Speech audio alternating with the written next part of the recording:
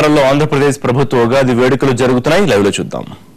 ప్రత్యక్ష దైవమై కామితార్థప్రదుడై శ్రీ వెంకటాద్రియందు ఆనంద నిలయమున పరమానంద ప్రదాతయై అపార కారుణ్య అనంత ఔదార్య వాత్సల్య సౌశీల్య స్వామిత్వ సౌలభ్యాది అనంత కళ్యాణ గుణ మహోదయై అర్చావతారమున వేంచేసియున్న తిరుమల శ్రీనివాసుని కృపా కటాక్ష వీక్షణములు తమరందరికీ కలపాలని స్వామివారిని ప్రార్థిస్తూ తెలుగువారి తేజస్సును తెలుగు నుడికారాలతో వికసింపచేసే తీయటి సడ్రుతులతో పులకింపచేసే తెలుగు సంవత్సరం శ్రీ మన్మథనామ సంవత్సరం.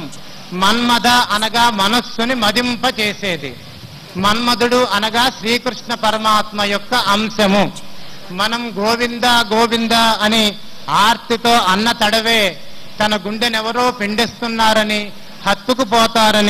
హత్తుకుపోతున్నారని భక్తులకు వశమైపోతాడు శ్రీకృష్ణ పరమాత్మ. మన్మథ ఆ పేరులోనే ఉంది మధురం. మధురమైనది, మనస్సుని మోహింపజేసేది అని దీని యొక్క అర్థం. ఈ మన్మథనామ సంవత్సరము తీయటి మధురానుభూతులతో మీకందరికీ ఇవ్వడానికి మిమ్మల్ని అందరినీ ఆహ్వానిస్తోంది, స్వాగతిస్తోంది. ఏ దేశానికైనా వాంగ్మయం, సంస్కృతి చాలా గొప్పవి. సంస్కృతి ఆ దేశానికి ఆత్మ లాంటిది. వాంగ్మయం దేశానికి గర్వకారణమవుతుంది. ఆ ఘనత సమాజంలో కృషి చేసిన వ్యక్తులను బట్టి ఉంటుంది. మన తెలుగు జాతి వికాసానికి, ఔన్నత్యానికి ఎంతో మంది మహనీయులు కృషి చేశారు. ఇటువంటి తెలుగు జాతి గర్వించదగ్గ మహిమాన్వితులైన మహనీయులందరికీ, కవులందరికీ అనేక వందనములు ఆవిష్కరిస్తూ ఆంధ్రప్రదేశ్ ప్రభుత్వ అధినేత ప్రియతమ ముఖ్యమంత్రి వర్యులు గౌరవనీయులు నారా చంద్రబాబు నాయుడు గారికి, ఇక్కడికి విచ్చేసి ఉన్న 50 మంది అమాత్య శ్రేణికి, 50 మంది అధికారులకు నమస్కరిస్తూ, తిరుమల తిరుపతి దేవస్థానం నుండి ఇక్కడికి విచ్చేసినటువంటి మా అధికారులకి, పండితులకి నమస్కరిస్తూ, అలాగే ఈ సాంస్కృతిక రాజధాని అయినటువంటి అమరావతి చుట్టుపక్కల ప్రాంతాల నుంచి ఈ పంచాంగ శ్రవణం కార్యక్రమాన్ని తిలకించడానికి వచ్చేసినటువంటి 50 మంది ప్రజలకు నమస్కరిస్తూ, పంచాంగ శ్రవణం ప్రారంభించే ముందు పంచాంగ శ్రవణం చేయటం వలన కలిగే ఫలితాన్ని తెలుసుకుంటే ఆ చేసే పని పట్ల శ్రద్ధ, ఆసక్తి పెరుగుతాయి. కాబట్టి ముందుగా పంచాంగ శ్రవణ ఫలితాన్ని, జ్యోతిష శాస్త్ర వికాసాన్ని తెలియజేసి తదుపరి నేటి ఉగాది పంచాంగాన్ని తమ ముందు ఉంచుతాను. కాలచక్రం తిరుగుతూ ఆగినట్టు అనిపిస్తూ ఆగకుండా మళ్లీ తనదైన గమనంలోకి విలీనం అయిపోతూ ఉంటుంది. అలా ఈసారి వచ్చినటువంటి తెలుగు సంవత్సరం మన్మథనామ సంవత్సరం. శ్రీకళ్యాణ గుణావహం రిపుహరం దుస్వప్నదోషాపహం గంగా స్నాన విశేష పుణ్యఫలదం గోదానతుల్యం నృణాం ఆయుర్వృద్ధిద ఉత్తమం శుభకరం పంచాంగ నానాకర్మ సుసాధనం సముచితనం పంచాంగమాకర్ణ్యతాం. పంచాంగం అనేది తిథివార నక్షత్ర యోగకరణాలు అనేటువంటి 5 ప్రధానమైనటువంటి అంగాలతోటి ఒప్పి ఉన్నది.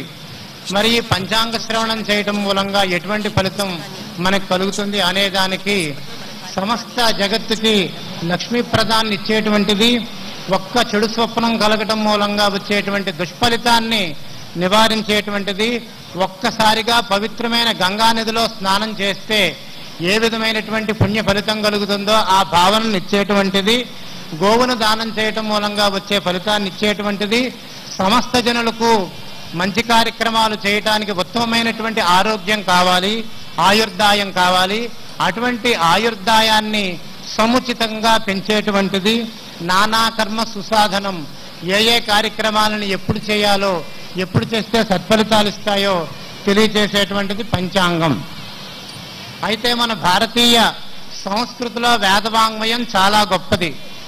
ఇది ఋగ్యజు సామ అధర్వణ వేదాలు అనేటువంటి 4 భేదాలతో మానవుని యొక్క ఉనికికే అగ్రగణ్యముగా పరిగణింపబడుతోంది.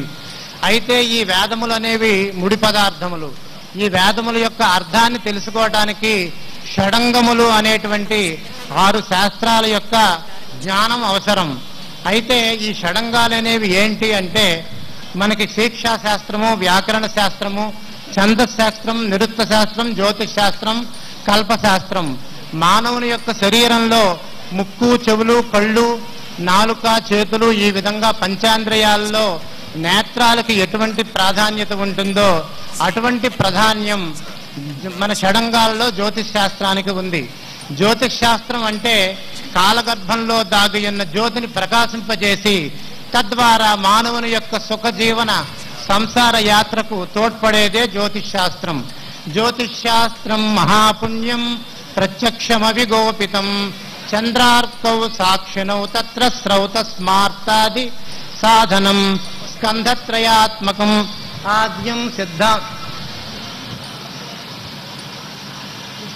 ఆద్యం సిద్ధాంత సంజ్ఞకం ద్వితీయం జాతక స్కంధం తృతీయం సంహితాహ్వయం. అయితే ఈ జ్యోతిష్ శాస్త్రం సప్త ప్రాణా ప్రభవంతి అనేటువంటి శృతుల చేత విస్తరింపబడినది కాబట్టి ఖచ్చితంగా ఇది వేదాంగాల్లోనిదే. సప్త ప్రాణా అంటే 7 ప్రాణాలు. మనం సాధారణంగా మనిషికి 5 ప్రాణములను చెప్పి విన్నాం కానీ మరి జ్యోతిష్ శాస్త్రానికి 7 ప్రాణాలు ఎలా వచ్చాయంటే పంచభూతాత్మకులైనటువంటి ఈ భూమి, నీరు, నిప్పు, గాలి, ఆకాశం వీటికి కారకత్వాలు కుజాది పంచగ్రహాలకి కల్పించారు. ఈ పంచభూతముల యొక్క సమ్మేళనము చేతనే జీవుల యొక్క ఇంద్రియ గ్రామ నిర్మాణము ఏర్పడుతోంది. ఇంద్రియములు అనగా ప్రాణములు. ఇట్టి పంచభూతాత్మకమైనటువంటి శరీరము సూర్యచంద్రుల చేత నడిపింపబడుతుంది. ప్రత్యక్షంగా మానవుని మీద ప్రభావం చూపేటువంటివి సూర్యచంద్రులు. సూర్యుడంటే ఆత్మకారకుడు. కేవలము మనోబీజములనే విత్తనములుగా గ్రహించి వారి వారి మనస్సుల్లో ఉన్న దాన్ని బట్టి వారి వారి మనోధర్మాలకి అనురూపంగా జన్మలను తండ్రి వలె ఇచ్చువాడు. అంటే జ్యోతిష్ శాస్త్రం కర్మ సిద్ధాంతాన్ని ప్రతిపాదన చేస్తోంది. ఒక మానవుడికి ఏదైనా ఒక జన్మలో తీవ్రమైన కోరిక ఉంటే గనక ఆ కోరిక ఏదో ఒక జన్మలో తీరవలసిందే. అయితే ఆ కోరిక ఎప్పుడు తీరుతుందంటే ఆ మనిషి చేసినటువంటి సుకృత దుష్కృతాలను బట్టి. కాబట్టి తండ్రి వలె మనోబీజాలను విత్తనముగా